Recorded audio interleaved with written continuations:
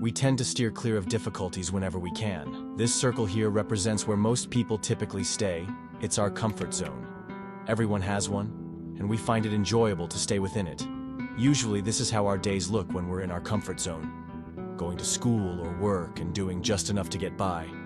Getting brief moments of pleasure from scrolling on our phones. Spending weekends with the same group of friends. Holding on to the same beliefs we've had for years and avoiding any thoughts that challenge those beliefs. In short, we take the safest and easiest route.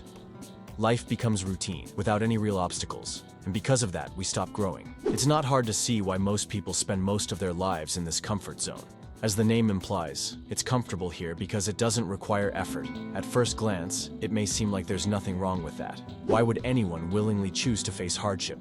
But if we live our lives solely within the comfort zone, we might unknowingly be doing ourselves more harm than good. Although the comfort zone feels safe, it comes with a big drawback. People who remain in it for too long don't just stop progressing, they often begin to decline. When you repeat the same actions over and over, day after day, the boundaries of the comfort zone start to shrink. Things that once felt easy or familiar may gradually become more challenging. For instance, imagine someone with social anxiety who feels nervous about social interactions. They avoid meeting new people and prefer spending time alone or with close friends. Now, let's say this person starts spending even less time with their friends and isolates themselves more. Over time, their avoidance causes their anxiety to grow stronger. Eventually, even the simple act of reaching out to a friend feels intimidating. This shows how seeking comfort in the moment can lead to discomfort later on. It's like a muscle that isn't exercised. It weakens and shrinks because there's no reason for it to stay strong. The same thing happens when we avoid challenges. We become less prepared to handle life's difficulties. I don't want to become stagnant, and I don't want the things I'm comfortable with today to feel uncomfortable in the future. However, when we push ourselves to take on something slightly harder, we leave the comfort zone and enter the growth zone. This is the space where we might feel unsure or even incapable, but it's also where progress and improvement take place. You've probably noticed this in your own life. When you work out, you don't get stronger by lifting the same weights every session. When you're learning a new language, you don't make progress by only practicing what you already know. To grow and improve, it's necessary to step out of the comfort zone and embrace new challenges. It could mean adding more weight to your workout or tackling more complex material in your studies. Yes, it will be uncomfortable. Yes, you may feel awkward or out of your depth, but anything worthwhile comes with a degree of discomfort. Because the most rewarding achievements often seem the hardest at first. True growth only happens when we face challenges. The comfort zone isn't just one single space that applies to everything. We have different zones for different areas of life. You might be pushing yourself in some, staying stagnant in others, and even regressing in a few. For example, you might find your social skills declining, your work life stuck in the same place, but you're making progress in fitness. It's perfectly normal not to advance in every area, especially if you're content with where you are. However, if you're not satisfied, there are ways to transition from comfort to growth. You likely already have something specific in mind that you'd like to improve. There are 3 main ways to achieve that. The first is to increase how consistently you do it. The second is to increase the intensity. And the third is to dedicate more time to it. All 3 approaches add challenges to what you're trying to improve. Let me break this down using running as an example.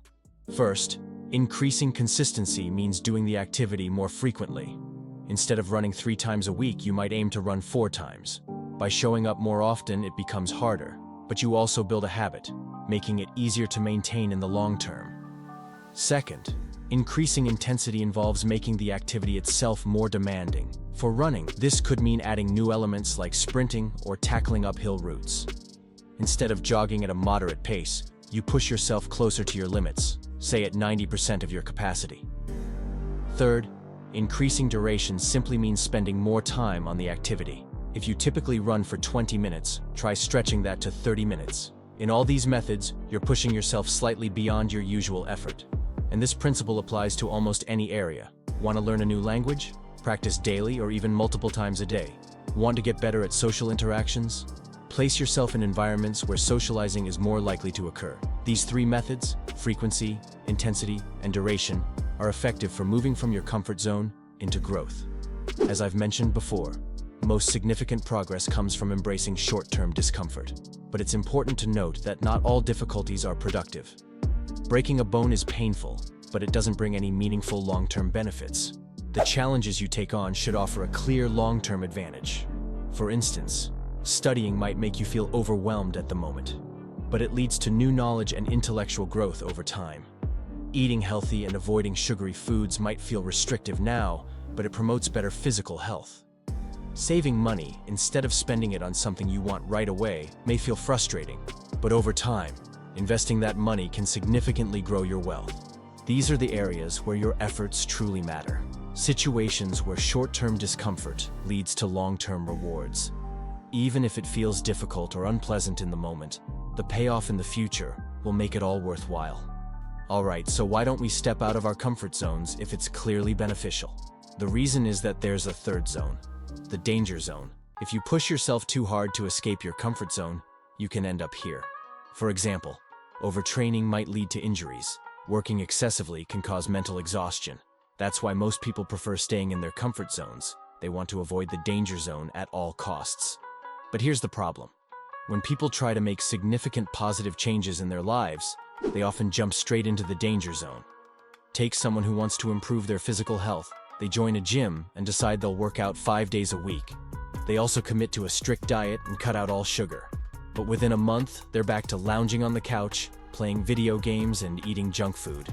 They made the common mistake of trying to do too much too soon. And failing to stick to their plan isn't even the worst part.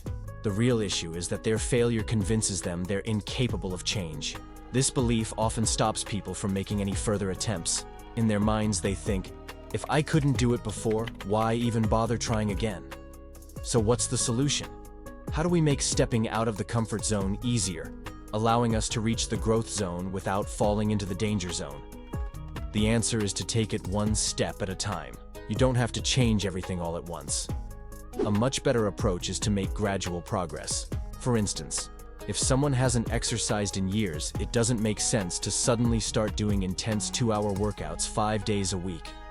They're far more likely to succeed if they begin with something smaller and more achievable, like exercising lightly 3 times a week for 45 minutes. Once they can consistently stick to that routine, they can increase the intensity. After all, if you can't commit to a small change, how can you handle a big one? Another advantage of gradual progress is that it creates a positive cycle. When you succeed in reaching a goal, even a small one, it proves to yourself that change is possible.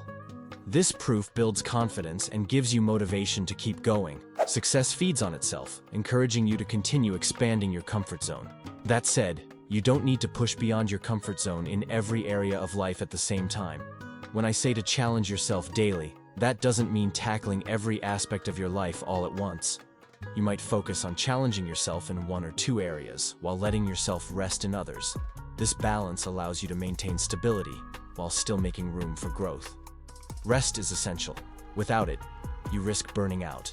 When you feel ready and have adapted to the new demands, you can step further out of your comfort zone. If things become too overwhelming, it's okay to scale back a little. The goal is to challenge yourself regularly, but also to give yourself breathing room when necessary. You can repeat this process as often as needed until you reach your goals. Think of the comfort zone as a place to recharge, not a permanent home. The point isn't to push yourself so hard that you can't continue. It's about finding challenges that help you grow in areas that matter to you. Sadly, many people give up at the first sign of failure or discomfort and never discover their true potential. If you never test your limits, how will you ever know how far you can go? Only those who consistently step outside their comfort zones can achieve their full potential.